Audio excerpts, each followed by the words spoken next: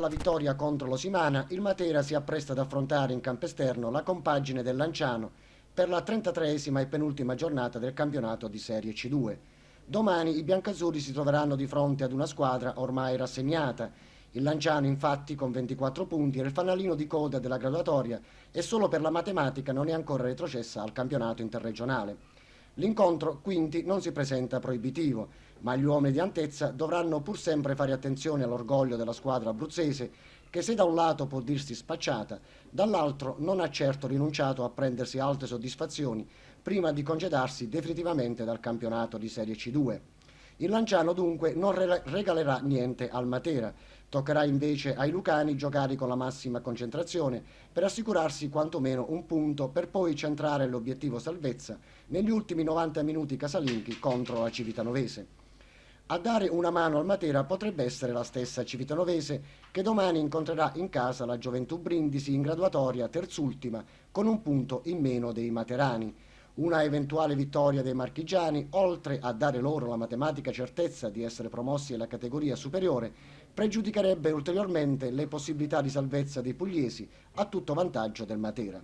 Comunque, al di là delle ipotetiche disgrazie altrui, il Matera domani dovrà fare appello a tutte le sue risorse per cercare di ottenere un risultato utile che lo metta al riparo da qualsiasi sorpresa.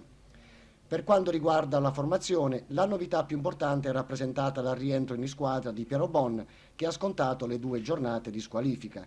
Gli 11 giocatori, pertanto, potrebbero essere Lisanti, Melis, Incarbona, Cannone, Piero Bon, Bussalino, Pavese, Loiacono, Apuzzo, Di Venere e Piochi, a meno che Antezza non decida di adottare una tattica più prudente, nel qual caso giocherebbe Aprile e non Piochi.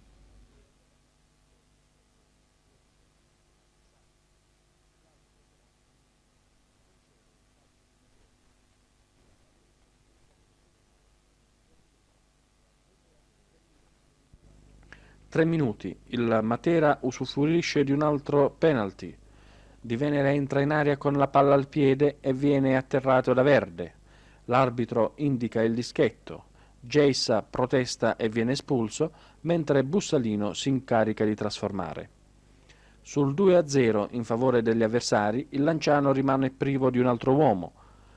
È lo stesso Verde che subisce un grave incidente al 28esimo e deve lasciare il campo in barella. Ridotto in 9, il Lanciano perde ogni speranza. Subisce gli affondi dei padroni di casa che al 38esimo mandano in campo Del Re al posto di Piochi e 2 minuti dopo sostituiscono Loiacono con un Cannone. L'ultima nota l'abbiamo registrata al 41esimo, un bel tuffo di Apuzzo su cross proveniente dalla sua destra. Di Crisci, però, si oppone al successo personale dell'ala materana parandogli la sfera.